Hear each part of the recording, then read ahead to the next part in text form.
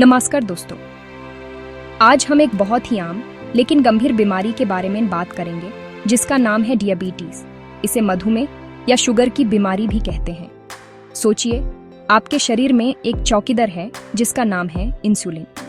इसका काम है आपके खाने से मिली हुई चीनी यानी ग्लूकोज को शरीर की कोशिकाओं तक पहुंचाना ताकि उन्हें एनर्जी मिल सके। जब यह चौकीदार यानी इंसुलिन ठीक से काम नहीं करता या शरीर में कम बनता है तो चीनी कोशिकाओं के अंदर जाने के बजाय खून में ही घूमती रहती है। इसी स्थिति को हम डियाबिटीज कहते हैं। ये बिल्कुल वैसा है जैसे घर का दरवाजा बैंड हो और मेहमान बाहर ही खड़े रह जाएं। अब आप सोचेंगे कि ये इंसुलिन काम करना क्यों बैंड कर देता है। इसके कई कारण हो सकते हैं। एक मुख्य कारण है हमारी लाइफस्टाइल यानी हमारी जीवन शैली। आजकल हमारा खानपान बहुत बदल गया है। हम ज्यादा मीठा, तला भुना और प्रोसेस्ड फूड खाते हैं। इसके साथ ही हम शारीरिक मेहनत भी कम करते हैं। दिन भर कुर्सी पर बैठे रहना, एक्सरसाइज ना करना, ये सब चीजें हमारे शरीर के सिस्टम को गड़बड़ कर देती हैं। इससे इंसुलिन ठीक से काम नहीं कर पाता, जिसे हम इंसुलिन रेजिस्टेंस कहते हैं। ये डायबिटीज होने का एक बहुत बड़ा कारण है। इसके अलावा डायबिटीज का एक कारण आनुवांशिक भी हो सकता है। इसका मतलब है कि अगर आपके परिवार में, जैसे आपके माता पिता या दादा दादी को डायबिटीज है, तो आपको भी इसके होने का खतरा बढ़ जाता है। यह ऐसी चीज है जो आपके कंट्रोल में नहीं है, लेकिन आप अपनी लाइफस्टाइल सुधार कर इसके खतरे को कम जरूर कर सकते हैं। कुछ मामलों में ऑटो इम्यून बीमारियों या पैनक्रियास में समस्या होने के कारण भी शरीर में इंसुलिन बनना बैंड हो जाता है, जिसे टाइप 1 डायबिटीज कहते हैं। इसलिए परिवार की मेडिकल हिस्ट्री जानना और सावधान रहना बहुत ज़रूरी है। तो सार ये है कि डायबिटीज़ एक ऐसी स्थिति है जहां आपके खून में शुगर की मात्रा नॉर्मल से ज़्यादा हो जाती है। इसका कारण या तो शरीर में इंसुलिन की कमी है या इंसुलिन का ठीक से काम न करना। ये हमारी गलत आदतों, पारिवारिक हिस्ट्री या अन्य शारीरिक समस्याओं के कारण हो सकता है। इस बीमारी को समझना इसके नियंत्रण की तरफ पहला कदम है।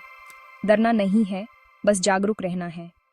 आगे हम इसके लक्षणों के बारे में बात करेंगे ताकि आप समय रहते इसे पहचान सकें और सही कदम उठा सकें।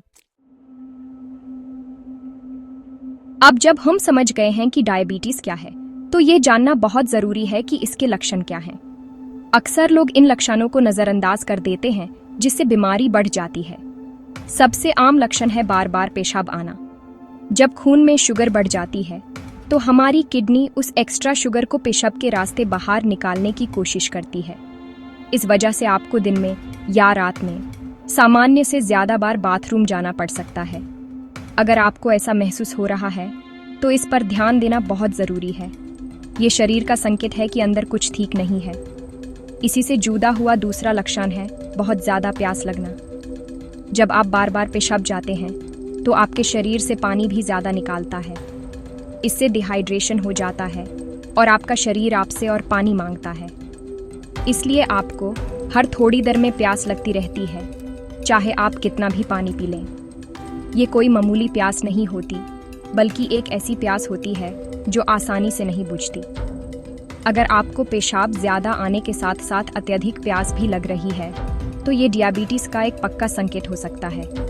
एक और महत्वपूर्ण लक्षण है बहुत ज्यादा भूख लगना, लेकिन फिर भी वजन का कम होना। ये थोड़ा अजीब लग सकता है ना? ऐसा इसलिए होता है क्योंकि आपके शरीर की कोशिकाओं को ग्लूकोज से एनर्जी नहीं मिल पा रही है। आपका शरीर सोचता है कि यूज और खाने की ज़रूरत है, इसलिए आपको हमेशा भूख लगती रहती है। लेकिन खाना खाने के बाद भी जब ग्लूकोज सेल्स तक नहीं पहुंचता तो शरीर एनर्जी के लिए मसल्स और फट को तोड़ना शुरू कर देता है। इस वजह से ज़्यादा खाने के बावजूद आपका वजन घटने लगता है।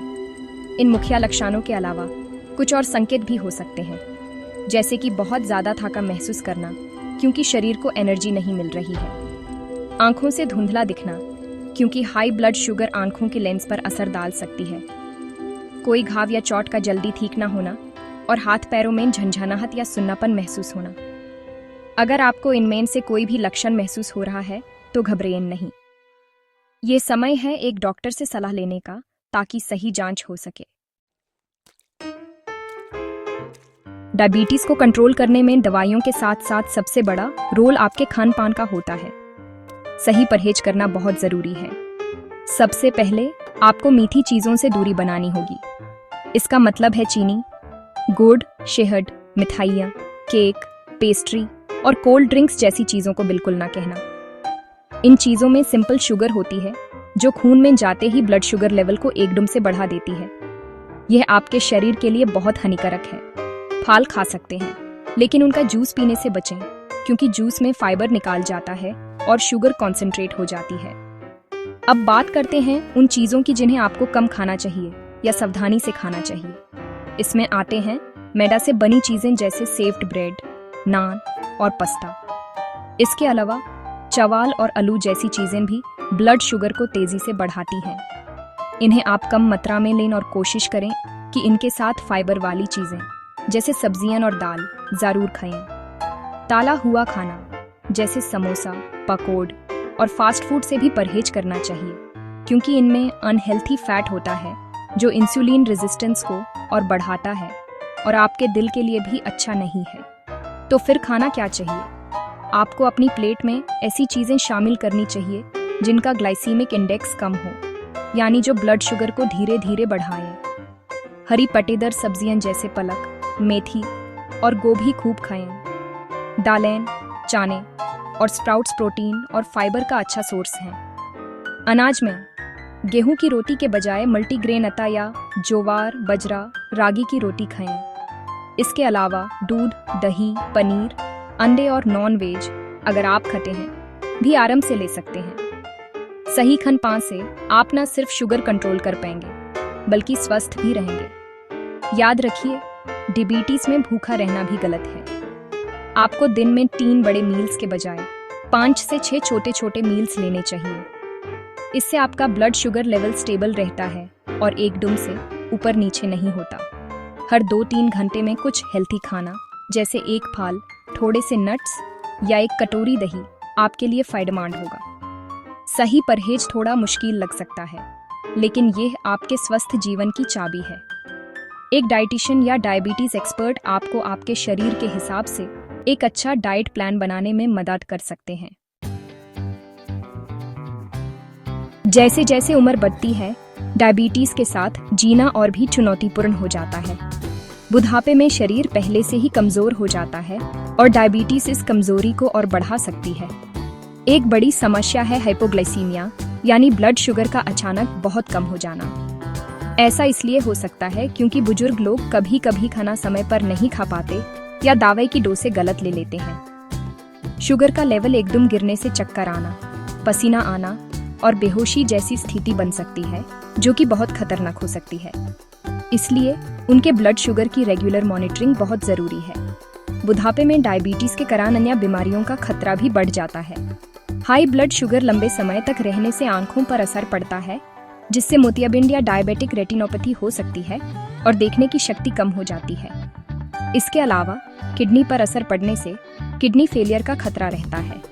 दिल की बीमारियां और हाई ब्लड प्रेशर भी डायबिटीज के साथ आम हो जाते हैं।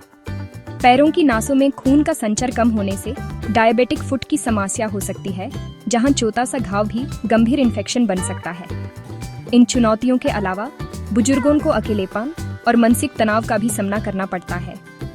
रोज दवाई लेना, खान पान का परहेज करना और रेगुलर चेकअप के लिए जाना, ये सब उनके लिए थाका देने वाला हो सकता है। कभी कभी वे निराश हो जाते हैं और अपना ध्यान रखना छोड़ देते हैं। ऐसे में परिवार का सहयोग और उनकी हिम्मत बढ़ाना बहुत जरूरी है। उन्हें ये महसूस कराना कि वे अकेले नहीं हैं, इससे उन्हें इस बीमारी से लड़ने की ताकत मिलती है। उनकी दवाइयों और डाइट का ध्यान रखना परिवार की जिम्मेदारी है। लेकिन दोस्तों, निराश होने की जरूरत नहीं है।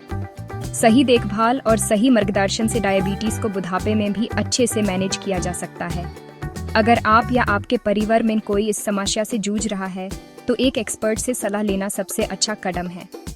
मैं आपको नामन हॉस्पिटल के डायबिटीज एक्सपर्ट से मिलने की सलाह दूंगा।